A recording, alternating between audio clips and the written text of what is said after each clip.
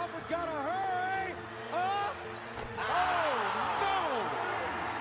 Jesperson, half-court lead for the win.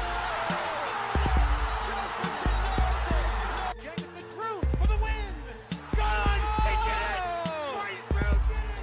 Jenkins for the championship.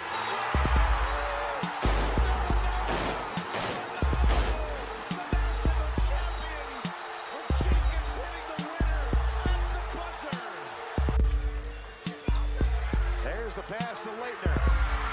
Puts it up. Yes! The time, 18. Shot. Jordan. Michael Jordan. 14 seconds. Brown. Look outside. This is the point where he always hits it. Oh! Aaron Harrison beyond belief.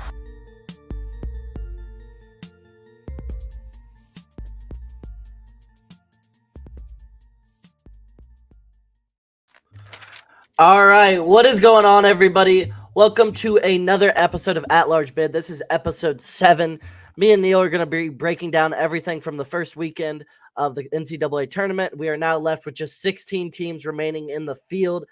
And before we get into this, guys, do us a favor and leave us a like rating down below on YouTube if you are there. Leave us a review on Spotify or Apple Podcasts or wherever you are listening to your podcast. Give us a download. Everything like that will help us out a ton. So we would really appreciate that. But Neil, how are you doing today, my guy? Good. How are you, man? Doing pretty good, Neil. I'm really excited to get this thing going. Really excited to talk about a little bit of college hoops, even though my team is out and we're not going to discuss that because I'm a little upset right now.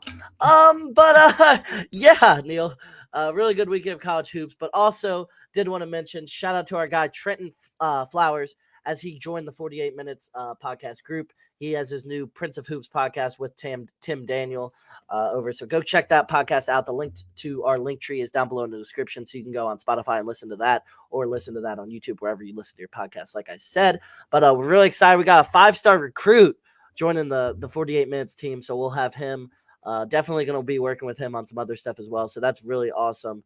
And really cool for us. And congrats to him on his new commitment to Louisville and his reclassification to the class of 2023. So we're going to be having Trenton Flowers on some podcasts and have him being playing college basketball next year while he's doing his podcast with Tim and everything like that. So that's awesome for us.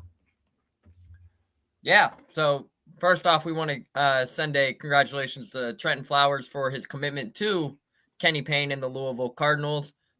Looking forward to working with him. And for everything he's about to do, everyone knows he's a great talent, top 20 prospect in the class of now 2023, and he'll be reclassifying. So looking forward to seeing what he does down at Louisville here in the next year with Kenny Payne, and looking forward to what we have next in store with him. Yeah, exactly, Neil. Exactly. It's going to be really fun. And shout out to him. That's going to be awesome. And it's a good thing for Louisville. They just got Sky Clark in the same week as they got Trenton Flowers' commitment.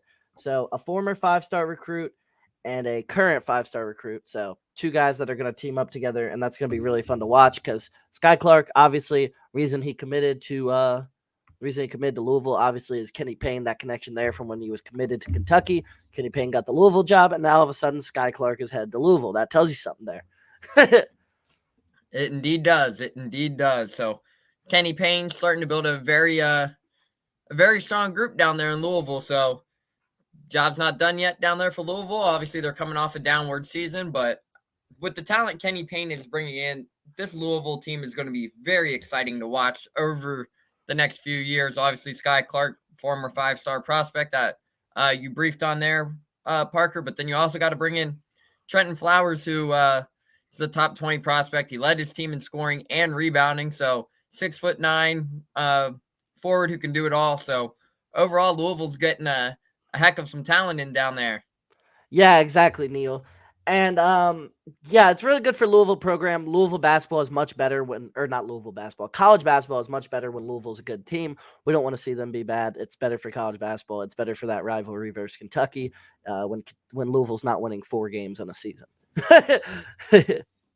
And for everyone who has been wondering, Parker's a big Kentucky fan, so he's not doing well right now. Yeah, no, I'm a little upset. Wait, let's just jump into that game real quick as we're on this topic.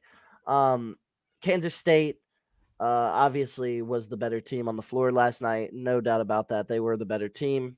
For sure, I'll say this: they were the better team the final 5 minutes of that game, and that's not even close. Like it was a battle that entire game, and then all of a sudden, 5 minutes left, they became the 2017 Golden State Warriors, with a Keontae Johnson step back, a Marquez Noel. Marquise Noel hit multiple step back threes just in Casey Wallace's mouth, and Casey Wallace literally could not have played better defense. But overall, that was one of the most physical games I've ever watched. That was an amazing game, an extremely physical game between two great coaches going at it. Obviously, two great, two great defensive schemes, and two coaches that you could tell have coached their teams to play extremely physical at all times. I mean, with Kentucky teams, like their offense, they might go in droughts where they can't hit a shot, but Coach Cal's always going to have them playing defense, and that's just a fact. That's always how they're playing and everything like that. So they played really physical defense all night long, and the game really just came down to Kansas State hit more clutch shots when the game was in the balance and everything like that. That's really what mattered, and yeah, it was a really close game, a really hard fought battle, but Kentucky, they can't be too upset. I mean, you were a 6 seed. You weren't favored to win the game. You weren't supposed to win the game. So, I mean, you can't be too upset about this loss. But, I mean, you can always be upset when the season ends and everything like that. But really hard-fought game, like I said. But when your best player, Antonio Reeves, shoots 1 of 15 from the field, it's hard to win games. Not your best player, your best scorer, sorry. Obviously, Oscar is the best player on Kentucky. But your best pure scorer, Antonio Reeves, goes 1 for 15 from the field. I believe 1 of 10 or 1 of 11 from 3. And, I mean, these weren't, like, tough looks. If you were watching the game, Neil, like, he was wide open on a lot of these shots. They were finding him. They were finding CJ Frederick as well, and they couldn't hit open shots. And that's really like if they hit open shots, I mean Kentucky would have won this game. But I mean they didn't, and you gotta live with it. Yeah, no, just like you said. I mean, they were open at times. They had a lot of great looks, just nothing seemed to be falling. But overall, Kansas State showed why they were one of the top teams there in all of college basketball in the final minutes. I mean, Keontae Johnson's step back was, I think, the dagger for this one, but Marquez Noel just took over there yesterday afternoon. So I believe he finished with 27 or 28, if I remember right. But most of them were in the second half too. Overall, I mean, if I'm a Kentucky fan, you have to kind of think about it because you're like, yeah, look back at the tournaments. Oscar Tshiebwe went for 25 rebounds versus Providence in the round of 64 game as Kentucky would win, go on to the round of 32, but 25 rebounds, NCAA record. I'm fairly certain for a tournament. I think it was the most in like 50 years. Yeah, 25 rebounds. Obviously, we know the type of player Tshiebwe is. Then he comes back versus Kansas State, 25 and 18. Probably had his best offensive scoring night in a while. But what stood out to me was even though Antonio Reeves just shot 1 from 15 from the field, Casey Wallace shot 9 for 11. So, I mean, Casey Wallace had one of his best games offensively for the Wildcats there. But overall, Kansas State just closed it out and hit those tough shots there in the final minutes. Yeah, 100%. And another guy I want to talk about, totally loved the Tom Izzo bailout yesterday because of reputation of his name. Well, we're going to discuss that Marquette Michigan State controversy in a little bit down in the podcast. So stay tuned. We'll get that out there just in a little. I was really impressed by Chris Livingston yesterday, and I really truly think if he stays next year at Kentucky, which he should, he might be an all SEC first team type player. I really do believe that. He got a lot better as the season went on, and he's just an absolute beast, man. If they keep him there for next year, watch out for a PJ Washington-esque rise. You remember how PJ Washington was just another guy his freshman year, and then he was player of the year. Same thing with Quickly. Quickly did the same thing.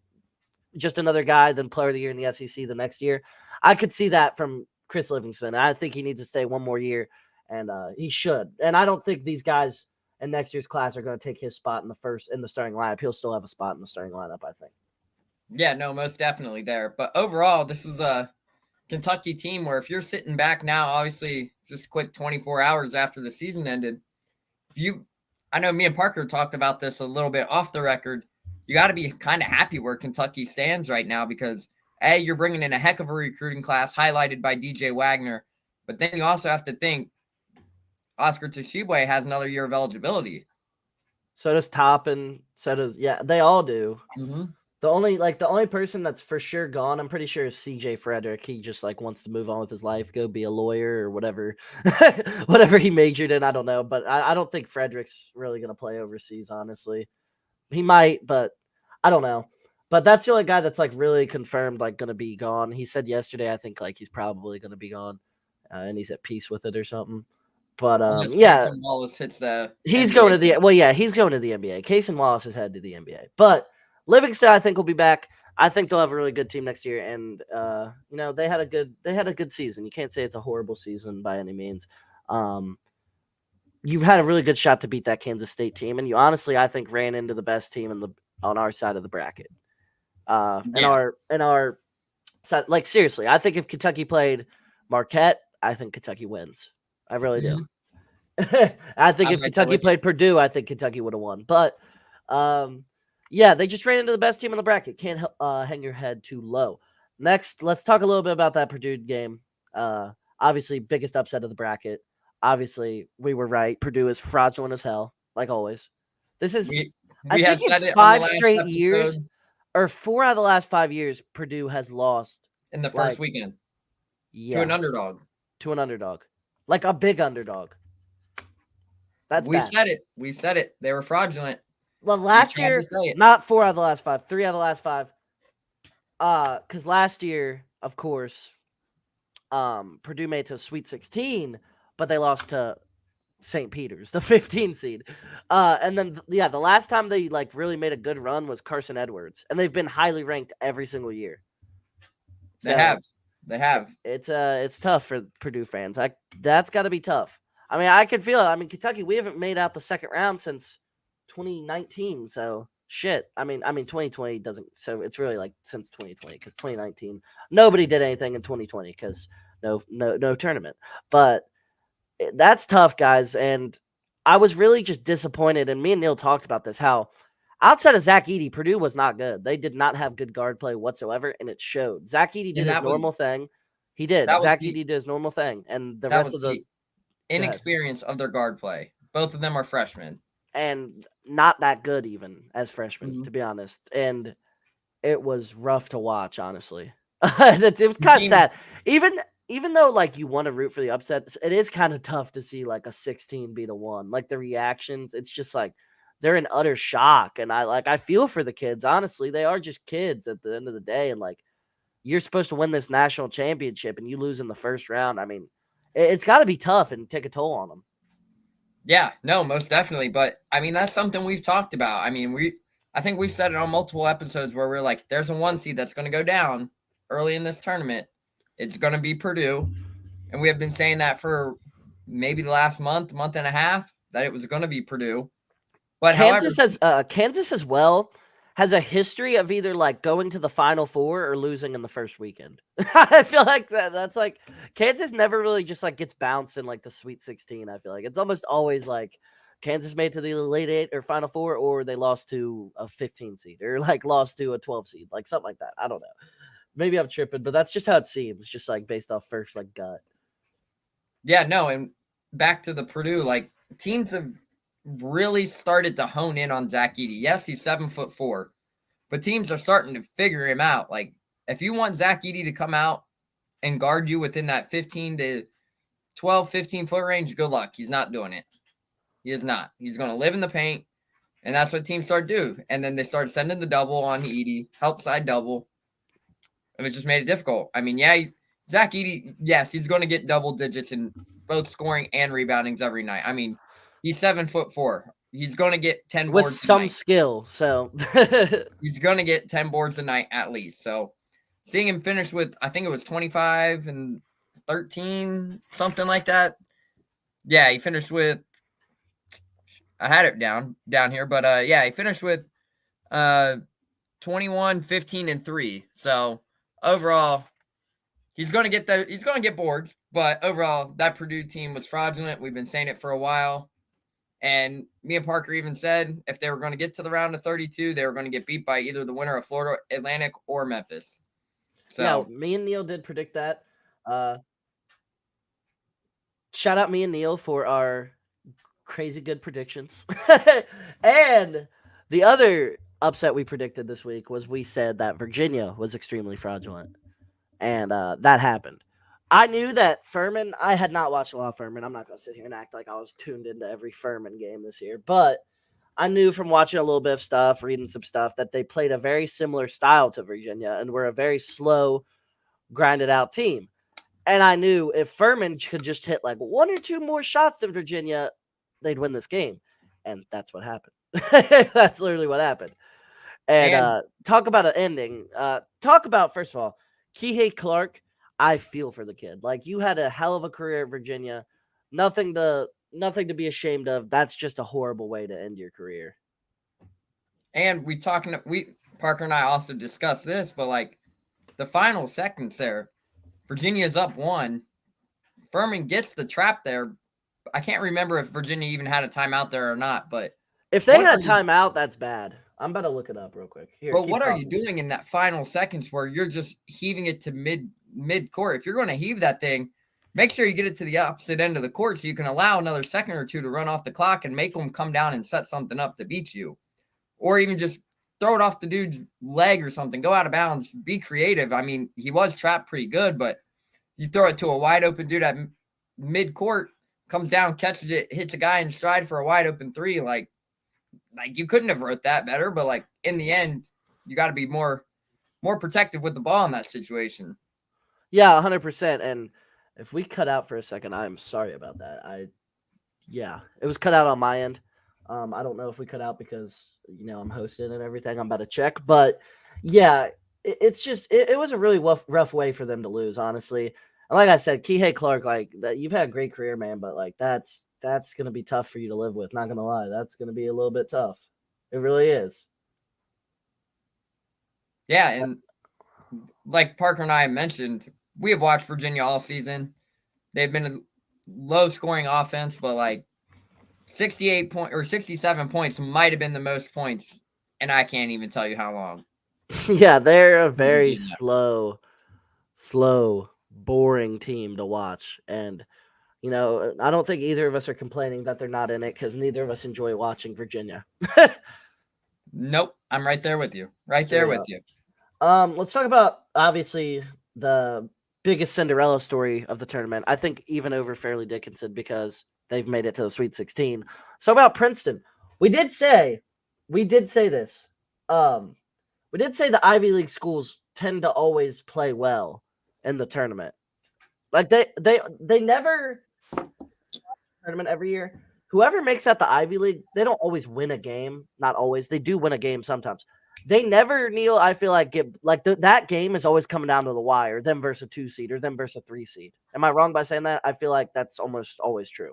No, you are always true. We saw it a couple years ago with Yale, and then now we're seeing it again this year with Princeton. Before they've won games in the tournament.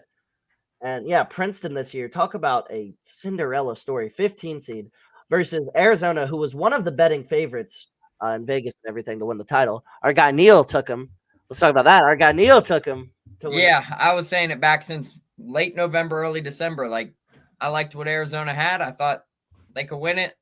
That was my prediction to win it all. And then, yeah, tough weekend. Bounced in the first game. So, yeah. But have to give a shout out to Caden Pierce.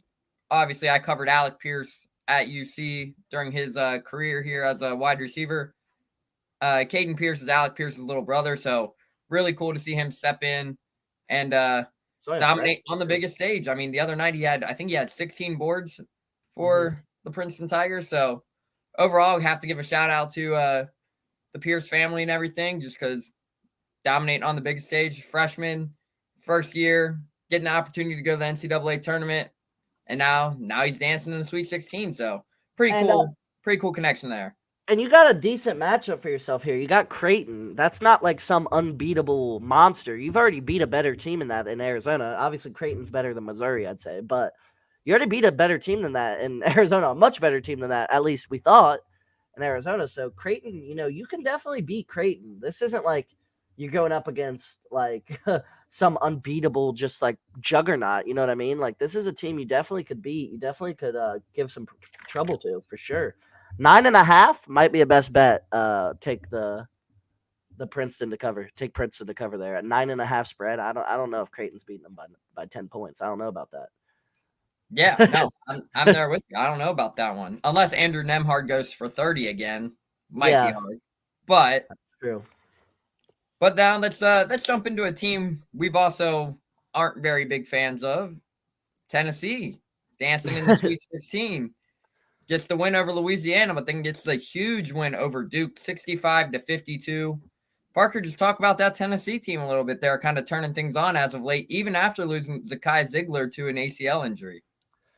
Yeah, I don't think anybody saw that performance coming against Duke. I thought Duke was going to beat them with ease, kind of. I really did. I thought Duke was going to win that game. Jeremy Roach being in foul trouble definitely hurt Duke's chances, I'd say. Would you agree with No, that? yeah, most It definitely. definitely hurt their chances with Jeremy Roach being in foul trouble like majority of that game. And I don't even know how to pronounce Olivier's name. How do you say that? Well, that is good. Wakama. That's a good question. They were saying it Actually, on TV, and I was like, and this is a guy who like hasn't been a star for Tennessee at all. Like he averages 11-4, like and 11 then and he went 5, off. and So then 27 points versus Duke in just 22 minutes. Talk about a game from him. Sorry, I don't know how to pronounce his name. I should be better at that, but it's a tough name to say. Duke was just not a good performance overall. Filipowski 6 of 16 shooting, 13 points. Roach 5 of 11, 13. Proctor had a good game, 16 and 6. Derek Lively, I mean, 0 shot attempts the entire game. It's mind-boggling to me that guy was supposed to be. number one prospect. Yeah, that's just mind-boggling to me. Um, I mean, he's a good defender and shot blocker, but offensively, he's not much right now. He's not much at all No, right now. He's not definitely much at coming all. back to school, I'd say. Yeah, I would say we see him at Duke next season. Yeah. I mean, the only one gone, I think, will be Filipowski. Honestly, I think Proctor and Roach will be back as well. I think Roach will be back for his senior year, don't you? I would say so. Yeah, I would imagine Jeremy Roach. He seems like a 4-year point guard for sure. Yeah, but then there was also there was just a lot of good games this weekend. I mean, we're looking back. NKU had Houston on the ropes for 32 minutes of this one. Yeah, that was really impressive from NKU. Shout out Darren Horn, really good coaching all around. He came in with a really good defensive scheme to slow down Houston. And I mean, Sam Vinson, shout out him, played a great game and on the biggest stage. And yeah, NKU, the thing that impressed me with NKU is they were really undersized, but Chris Brandon played up to the size. Like he did not back down, even at not being the biggest center, being big for the Horizon League, but not on those highest stages. But he really did not back down, and he played a great game at center. Yeah, no, and what most definitely stood out to me, obviously Parker and I have seen this live because we have both covered NKU, and what stands out to me about NKU is Darren Horn has done a fantastic job of installing that 2-3 zone, 3-2, the zone defenses. I mean, I saw it firsthand. Obviously, I cover UC, but overall, that zone gave a lot of troubles to UC. They scored just 11 points there in the second half, but you can even tell the number one seeded number 2 team overall heading into the tournament in Houston even had struggles with it at times. And I mean, they only won 62-51. I believe it was a very close game. Obviously, Marcus 63-52, but that's honestly way bigger than the lead actually was. Like that was just them pulling away, like when NKU is just trying to heave up threes at the end and stuff like that. That was not an 11-point loss. No. At all. And obviously that's with Marcus Sasser dealing with the groin injury, and then Jamal Sheed hyperextends his knee. So I mean, both their guards are playing banged up. That's something to watch for Houston. Obviously, now you're down 2 guards battling injury. Obviously, both of them are injuries who will be lingering through this tournament, more than likely, unless they get some super extensive rehab over the next couple of days. But overall, this Houston team now has a tough road ahead of them because they now play Miami, and Miami looked phenomenal last night versus Indiana. Just absolutely walked Mike Woodson and the Hoosiers off the floor, and they did it from the jump. So if Memphis plays like they did last night, I think Houston might be in some trouble come this weekend. Yeah, I'm with you there, Neil. They definitely will be in some trouble. They did look better against Auburn. They had a triumphant comeback there. Really great run by them. It looks like Auburn was going to pull off the upset, and there was going to literally be one number one seed remaining. Mm-hmm. But then they came back and they showed why they were the number one seed, and Auburn was the 8 seed. Another team I wanted to talk a little bit about is Michigan State. They were one of the teams I liked, dark horse, to make it to the Sweet 16. I actually had them beating Marquette in my bracket, so I took a little pride in that one. I kind of thought Marquette was a little bit fraudulent. I just didn't think they could defend at the highest level, and I thought kind of they'd get a little bit outcoached, which is what kind of happened. They kind of got out-schemed, out-coached by Michigan State a little bit, and Michigan State ended up holding on and getting a win. Shout out to them. Tom is a legendary coach. Great game plan by them. And, they got Kansas State here. And if Michigan State wins, we were going to be right saying none of the top 3 seeds were going to win that side of the bracket. What region is that? The East? We literally we said that. And if Michigan State can beat Kansas State, which I definitely think they can, Michigan State's actually 2-point favorites too. Then we were right on that. Yeah, no, and Joey Hauser had one of his best games of the season for the Spartans there yesterday. So it's really good to see Joey Hauser kind of get things going. Obviously, him and his brother transferred out a few years ago. Both went their separate ways, and he stuck around with Tom Izzo through the ups and the downs. And now look at the Spartans are now dancing back in the Sweet 16 as well. Yeah, another good year for the Spartans. I will say this about Michigan State. Feels like no matter what seed they are, they make it to the Sweet 16. I swear it feels like that. They find a way to win a couple games. He's only got one ring, Izzo, but they're almost always in the running. Yeah, no, most definitely. And Tyson Walker had his best game of the season. But then shout out to Michigan State Campus Police for towing his car after he just led his team to the Sweet 16. I don't know if you saw that. I don't know if you saw that, Parker, but they towed his car right after took his team to the Sweet 16, got back to campus, and his car was nowhere to be found. No, that was definitely funny. Yeah, things happen to the best of us, but yeah, that's a tough situation. But overall, I really like you said, I really like how Michigan State is playing right now. And honestly, I would not be surprised to see them make another run. Obviously, they now have Kansas State. If they can find a way to contain Keontae Johnson and Marquise Noel, but overall, the matchup in that game I'm really looking forward to is Joey Hauser versus Keontae Johnson. Yeah, for sure. Another team we could touch on is Arkansas's big upset over Kansas. The Razorbacks obviously were an extremely talented team, a top 10 team in the country at certain points this year. But they definitely underperformed all season long, losing 13 games throughout the season, which, I mean, is pretty, that's a good amount. 20 and 13 before the NCAA tournament's a lot of losses. But Eric Musselman took his shirt off in triumphance after beating Kansas. They definitely were the better team against Kansas. They really just slowed down Kansas with their defense. I was really impressed by their defensive scheme there. And Kansas just looked lost in that second half trying to score the ball offensively. And they just really looked like they had an answer for everything Kansas threw at them offensively. Yeah, and this is an Arkansas team that started the season in the top 10. Obviously, they brought in top prospects, Anthony Black, Nick Smith Jr., Jordan Walsh, and then injuries kind of derailed some things. Nick Smith Jr. has been battling some injuries, but now they're starting to put this thing together, and they're doing it at the right time. Made a run in the SEC tournament, solidified their spot, and went on to take down number 1 Kansas, and now they have another tough matchup here in the Sweet 16. You know what this team reminds me of? What is it? That 2014 Kentucky team with Julius Randle and all of them, where they were the number 1 team in the country going into the season. They were underperforming bad. They ended up as an 8 seed. Ended up as an 8 seed, but they were so talented they made it to the final or the championship game.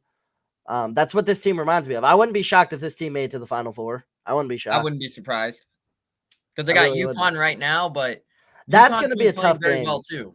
Yeah, that's a tough game. I had UConn in my Final Four bracket, actually.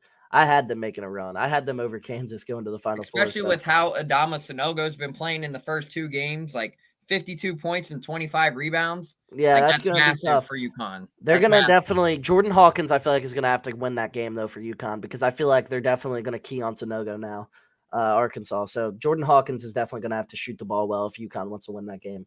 We'll get into that, though, on Wednesday when we talk all about the previews for these games and everything like that. Florida Atlantic, obviously, 9 seed going to the Sweet 16. We'll touch on them.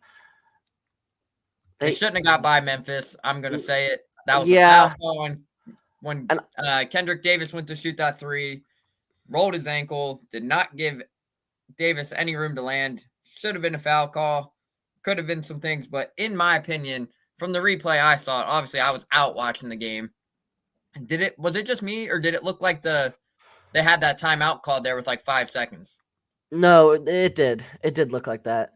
And I will say this: did you see Penny's reaction when they lost? Yeah, Threw when the he water bottle. chucked his Gatorade bottle that he and for anybody who like has watched Memphis basketball, Penny's Gatorade bottle does not leave his hands at all during a game. Like, I've seen it in person like multiple times.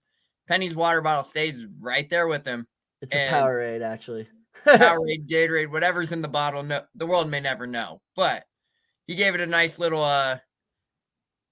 distance on some throws after that ending there. But overall, FAU got by Memphis on a buzzer beater there in the final seconds. So FAU's now dancing in the Sweet 16. But, I mean, this is a FAU team that's been sitting in the top 25 or right outside the top 25. And the question was, heading into the tournament, was how would FAU match up versus these teams? Because most of their big wins were quad 3 and quad 4 wins. But now that they got the 2 big wins versus, Memphis was the big win, and then they beat Cinderella, Fairleigh Dickinson. But they got the momentum rolling right now, so this FAU team could really make a run too and be a Cinderella. Yeah, what was the prick's name from FAU who tried to dunk when Fairleigh Dickinson called off the dogs and told him not to foul, and then he tried to do a 360 windmill? Come on, bro.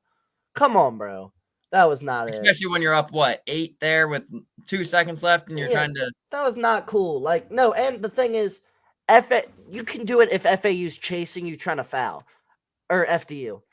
Fairleigh Dickinson caught off the dogs. Their coach told him, like, let it go. Let's end the game, whatever. Dribble it out. And he went to try and dunk. That ain't it. That's why, did you see the pat off? I saw a video today that said, like, this is the most pats I've ever seen. And it was just them, like, back and forth, like patting each other on the chest. Did it give you George Pappas vibes from a few years ago when Monmouth was down 50 to Kansas? Yeah. The ball there in the final seconds. That shit was hilarious. That one down? He still posts that. I've seen him like post that on his Instagram before. It popped up on like my Explore page. That's hilarious. He's a troll for that. But yeah, FDU really had a shot to cut the lead. Were you watching the game, Neil? Yeah, I was. They had their shot to cut it, but they just couldn't do it. They missed that wide open layup. Yeah, they cut it to 3. Wide open layup. They cut it to 3 with like 20. What it would have been 20 seconds left. Mm-hmm. And they had all the momentum at that time because they had already cut it from like 8 to like and then what? 5, then and it was about to be down, 3. Then they played the foul game. They just made the free throws rest. Well, they were already playing the foul game, but FAU just kept missing their free throws. And it just took all the momentum out of FDU when he missed that layup. That was tough to see because if he hit that layup, you might not have to foul in that situation. I mean, you still would, but... You would have to foul, but hell, you might get a steal. Let's talk about from the weekend, not a team. Let's talk about multiple teams here. The new 5 out, 5 wide press break that's been going on in college basketball. Kansas State did to Kentucky, and FAU did to FDU, and it's kind of unguardable. It is pretty unguardable. I think if I saw the report right, that Kansas State called that play the Mahomes. Did you see that? I didn't see the report, but I mean, it doesn't shock me. That's funny. Yeah, that's what I saw was Jerome Tang called that. They called the play the Mahomes or something. And I mean, basically, essentially what it was. I mean, Parker and I know this. Like, they had the one guy break down, and then he said it was like a pick play in football, like a pick screen. Yeah, had two guys waiting there to set the screens, and then next thing you know, wide open. And I mean, it works. It works. It's really freaking effective. It's just kind of terrible to watch as a fan. It's kind of horrible to watch. Not even like Kentucky, obviously, like, yeah, I wanted Kentucky to get a steal or something. The fact that even watching the FDU game, where I have no interest in either team, but like obviously I'm rooting a little bit for the 16 seed. Why aren't you? And I mean, but FAU is pretty underdog too. I mean, they're a small ass. I'm pretty sure this was their first tournament win too. The last game was their first tournament win ever. But that play is just awful to watch. The college basketball needs to ban it or something. That is horrible to watch. It's unguardable. It might be awful to watch for some people, but I'm a fan of it because it's something you don't see. It's unique, but not only is it unique, but it works. You know why I'm not a fan of it though? It's unguardable. It might be unguardable, but it's still a creative play. Like you're like, oh yeah, like I got to draw. Virginia wishes they knew that play. Virginia wouldn't have been able to draw that play up because their offense moves too slow to get up the court. What I'm saying is Virginia might actually have won that game if they knew that play. God, or if they tried to do something besides throw a heave. Do you think FAU got it from Kansas State? Like, is why they ran that? I bet. I don't know. I bet I didn't think Kansas State did it during the regular season, did they? No, but I think FAU got it from Kansas State like yesterday. I mean, FAU played at like 8. Kansas State played at 2. Maybe. It could have been possible. I bet you, like, during their shoot around or something, he was like, their coach was like, all right, we're running this if we're up with the lead late. Because, I mean, shit, they saw Kentucky had no idea what the hell to do. Kentucky was confused. They just got it. That's why they got to Marquise Noel. 8 of the 10 free throws they shot in the final minute. I mean, yeah, like, you're not winning a game when a team closes out the game 10 for 10 from the free throw line in the final minute. You're not coming back. That's just the door was not open. The door was never let open. And obviously, that play, you can just get the ball to your best free throw shooter damn near. So it's like, shit. Yeah. Crazy. Hate to go back on the topic, but you mentioned a team shooting 10 for 10 from the free throw line. Let's talk about the Creighton game. Creighton went 32 for 32 from the line. Yeah, that's impressive to do. And their win over Baylor went 32 for 32 over Baylor. And that's just the key substantial is, hey, if you make your free throws, you can win games. And that's what we saw. So, but overall, Parker, let's talk about Xavier's first opening weekend too. Like, Kennesaw State played them very nice. They did definitely play Xavier really well. I think they just ran out of gas there. I definitely think they just kind of ran out of gas, all their defensive intensity they were playing with, and then Xavier started to execute. And that was really rough if you were a Xavier fan because that game definitely was coming down to the wire. And then you had yesterday versus Marquette, where I mean Adam Kunkel 5 for 3, or I just said versus Marquette versus Pitt. Adam Kunkel 5 for 5 from 3 in the first half. He didn't score in the second half, but that's really all he needed to do. He gave you his production in the first half. Sule Boone took over late. Desmond Claude definitely has to work on his free throws because if that game was within 10 with 3-4 minutes left, Xavier might have lost the game. Like, seriously. They were down 20 with, 5 minutes left, and Pitt cut it to, 7 with 1:15. And then their magic of hitting threes just ran out. But, if it was, 10-point game, Marquette might have – or not. Why did I keep saying Marquette? God. Pitt might have closed that game out and won, seriously, because Desmond Claude could not hit a free throw until he regrouped and started. It was impressive, though. When you miss 4 in a row, playing basketball and stuff, if you miss 3 free throws, it messes with your head. Bad. And I can't even imagine in front of that many people. It messes with your head bad. So to go from what did he miss? 3 or 4 in a row? I think 3. I think 4. 4? Okay, 4 in a row. And then he made his last 3 he shot. That's really impressive to do. Seriously, because that messes with your head bad. So that was an impressive comeback there, I think. Yeah, no, and I was kind of worried too because we saw it in the collapse versus Kennesaw State there in the final run. Sully Boom and Adam Kunkel got into it with each other. And as of people, we've watched this team, obviously we have members of the 48 Minutes that cover that team. You never see that between those two guys. You don't see that. You don't see that between teammates ever on any team. Basketball. Yeah, that's. And then next thing you know, they both butted heads a little bit. It kind of looked like it. I think that was more than a little bit, though. That was a lot. Kind of more than a little bit, but we thought it could have escalated a little more. And then they came back, got together, and got the win. So, I mean, most importantly, they overcame that, because usually when that type of things happens, like, everyone's kind of like, oh, here we go. Like, that's the stuff that can collapse a team, especially on the biggest stage. But then Kunkel turned around the next day and goes, yep, let me just pull up from just about anywhere behind the arc and let it fly. I mean, we all know the shooter Adam Kunkel is, so wasn't surprising to see him get going. But, man, 5 of 5 from deep in the first half yesterday was very impressive. Yeah, 100%. And Kunkel showed why he's definitely one of the best shooters in the country when he's hot, for sure. You got anything else you want to talk about before we call this episode quits? No, not unless you got anything else, too. I'll leave that one to you. No, I don't got anything else. I feel like we've covered pretty much everything from the first weekend, everything big. I mean, there was a couple, just like 2 seeds that took care of business, like UCLA. They did what they were supposed to do. Same with Gonzaga. So we'll preview on Wednesday everything that you need to know about the Sweet 16, all our predictions. We should go through the games and predict, too, for the Sweet 16, I think. We'll do I'm that. right there with you. I think so. Yeah, everything like that. It was just kind of, there's too many games for the for the round of 64 and everything like that. But if you guys did enjoy clearly, this, if we would have done that, most of them would have been wrong. Yeah, clearly. Due to the upsets. Clearly. Due to the upsets. But if you guys did enjoy this podcast, like I said, give us a download down below on Spotify or Apple Podcasts if you're listening, and give us a rating down below there on there. And like this video if you are on YouTube, and subscribe to the 48 Minutes Network channel. Go follow all of our guys as well. And we're going to be out of here. See you guys all Wednesday. See ya.